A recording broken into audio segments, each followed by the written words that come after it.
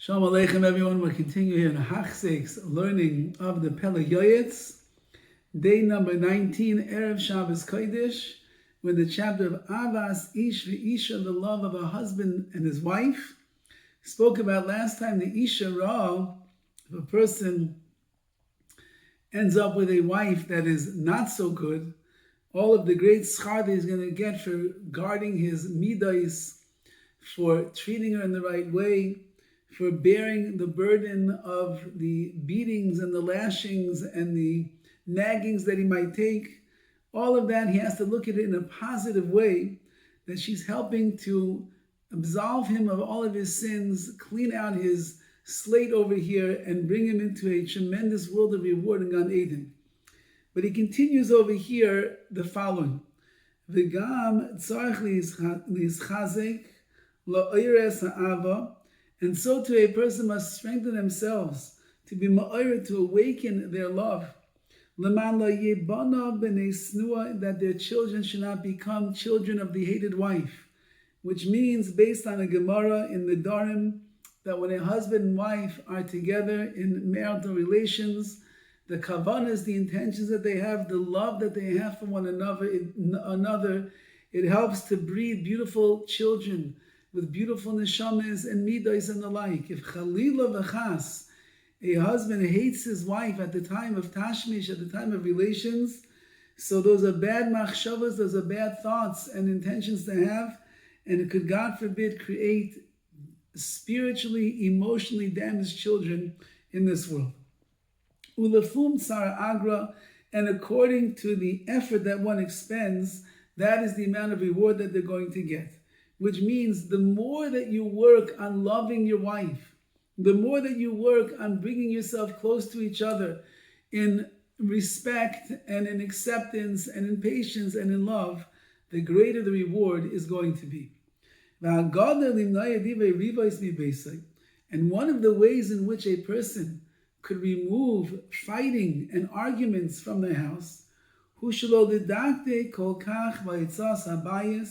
you should not be so particular how much money your wife spends on the needs of the house.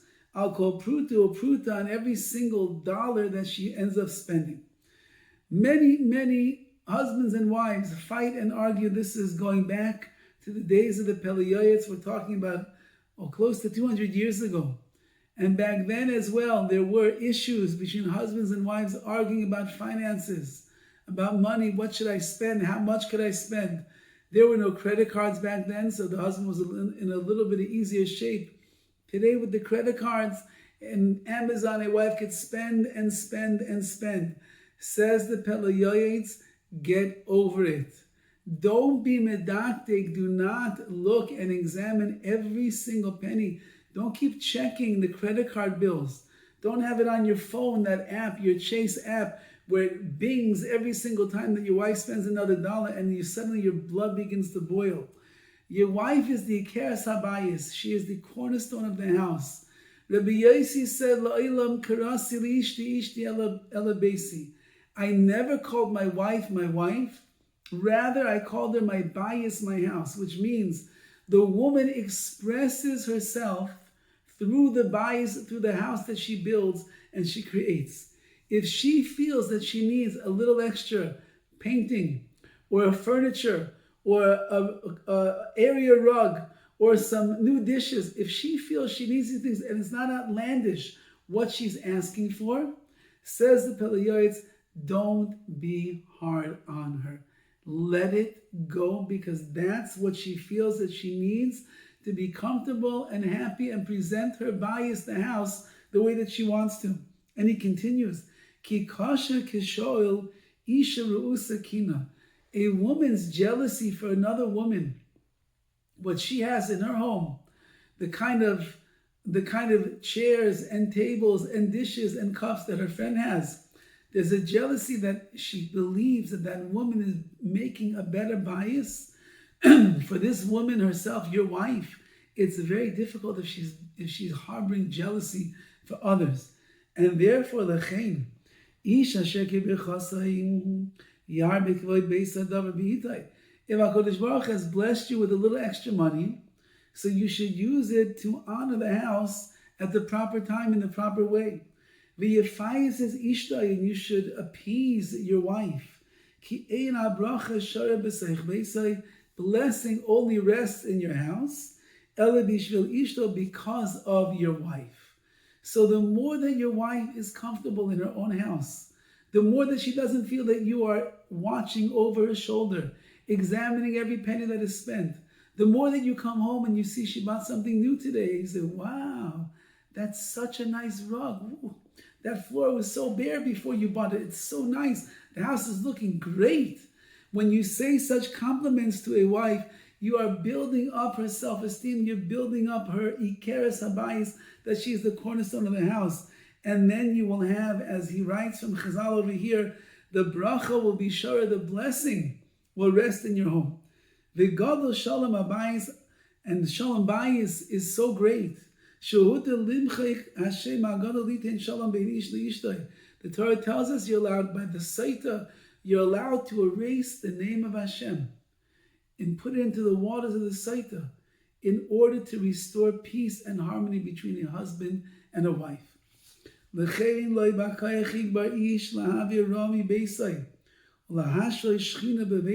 do whatever you can. Remove petty fighting and arguments and foolishness from the house, and in that way the Shekhinah will rest and dwell in between you and your wife, the whole family in the bias.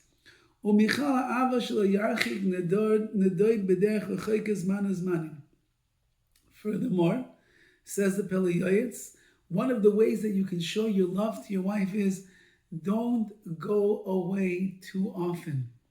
Don't take too many trips and vacations, chalila, without your wife. Besides the fact that you cause bad to yourself, like we're going to learn in the chapter dedicated to machshava, thoughts, when you're out on the road and you're traveling and you're in the airports and you're going down here and you're going here and you come in contact with all of these things that is very difficult for Shmiras Einayim. So you're causing bad to yourself because your mind's going to be swimming perhaps in impure thoughts while you're away from your family. So you're doing a disservice to yourself. That's number one. God willing, we'll see over there in that chapter. However, you're causing tremendous pain to your wife. Because the love that she has for her husband is a burning, strong love. And that's dependent upon you being there. When you are there, when she can see you, when she can hear your voice, when she can hear your accolades and your praises by dinner, when you can be intimate with each other physically, all of that is the great love that a wife has for her husband. When you are out on the road, when you are traveling, when you're not there, it's painful, it hurts. She feels, as he writes, when the husband leaves her, she's like an impoverished, alone woman that is in distress and in pain. She doesn't feel like herself. Her whole mahus, her whole essence, who she is, what makes her tick, what makes her feel the way that she does. She feels good about herself. These are already the words of Chaim Friedlander in his famous Kuntras for Chassanim. He writes over there that her whole sense of self is coming from the way in which her husband treats her, and the way that he builds up her confidence, and the way that he looks at her, and the way that he talks to her, the way that he makes her feel so wanted and beloved and needed in his life. When you're not there, it's very hard for your wife. She doesn't have that on a regular basis, and therefore, says the PELE YOETZ, you do whatever you can to stay home. Chaye tsar tichya, she lives a life of tsar, of distress. Ulefachais, at least, if you have to travel, yizar lefaisa b'devarim, you have to make sure that you appease her with words. Be geres shleimim lemaris b'dama ava. Send her letters and postcards from wherever you are that will be able to calm down the burning, the boiling blood of her love. This love that she has of you, you should take it as a compliment. She misses you. Hopefully that's what your marriage is holding.